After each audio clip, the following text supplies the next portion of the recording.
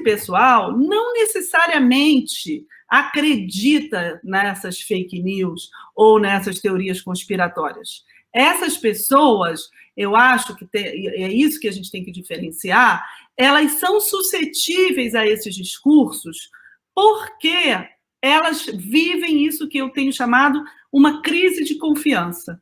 Né? A gente está em um momento político difícil, né, que inclusive com uma ameaça à democracia, porque as pessoas não estão mais acreditando nesse sistema. Né? Tanto é que o voto do Bolsonaro é um voto antissistema. É um voto daqueles que não acreditam mais no sistema, não acreditam nos políticos, não acreditam nas instituições, não acreditam nos governantes e não acreditam na ciência. E isso, o mecanismo que propicia isso, não é um mecanismo de negar a verdade científica, é um mecanismo de colocar tudo em dúvida. É muito mais um niilismo do que um comportamento anti-ciência. E o que acontece? Nesse terreno, é isso que eu chamo de um terreno fértil para que o negacionismo prolifere, é esse terreno da desconfiança, do ceticismo. Então, você junta alguns grupos realmente mal intencionados, militantes dessas propagandas anti-ciência, com um ambiente já propício à dúvida, ao ceticismo, ao niilismo, em que as pessoas não acreditam em nada. Então, as pessoas falam, pode ser e pode não ser, por via das dúvidas, essa notícia corrobora a minha posição política, então eu vou passar adiante. É meio que um dane-se, entendeu? Não é uma coisa que as pessoas aderem. E eu acho, é isso que eu chamo do negacionismo como forma de governo, né? É justamente isso. O negacionismo, ele então governa, ele exerce um poder sobre essas pessoas de agrupá-las, de gerar identificação política entre alguns grupos que vão atuar muito mais a partir dessa identificação do que por qualquer ignorância, né, ou algo desse tipo. Então, eu acho que é um diagnóstico também um pouco equivocado quando, né, as pessoas do nosso campo mesmo, é muito comum na esquerda, associam o negacionismo a uma ignorância, simplesmente. A falta de conhecimento, mesmo a falta de educação. Eu acho que essa é uma visão um pouco elitista, porque é como se as pessoas estivessem aderindo a isso porque elas são burras, no fim das contas, ou porque elas são desinformadas, ou porque elas não estudaram direito.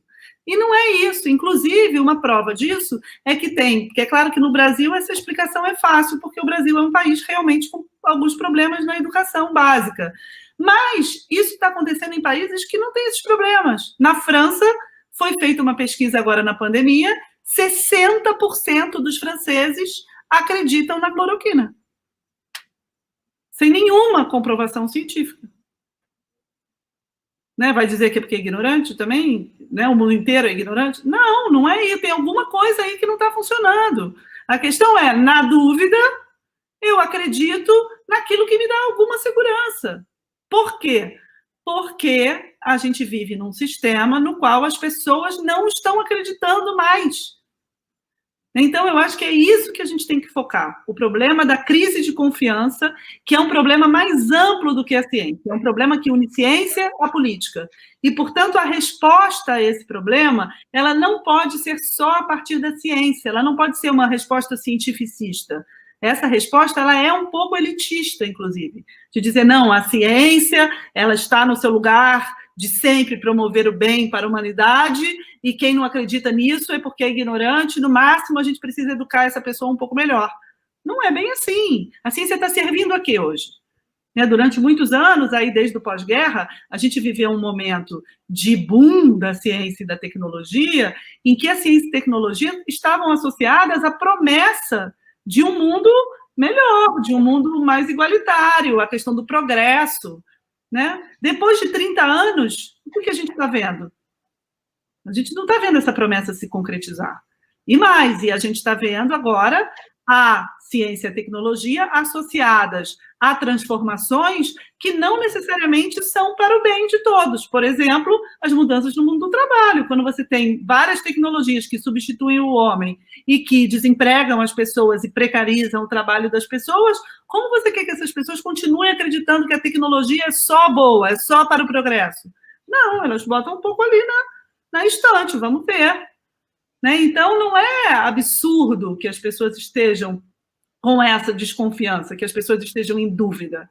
E eu acho que a gente precisa lidar com isso, respeitando essa opinião e refletindo a partir dela. Não com uma posição arrogante, elitista, de dizer que as pessoas são burras, entendeu?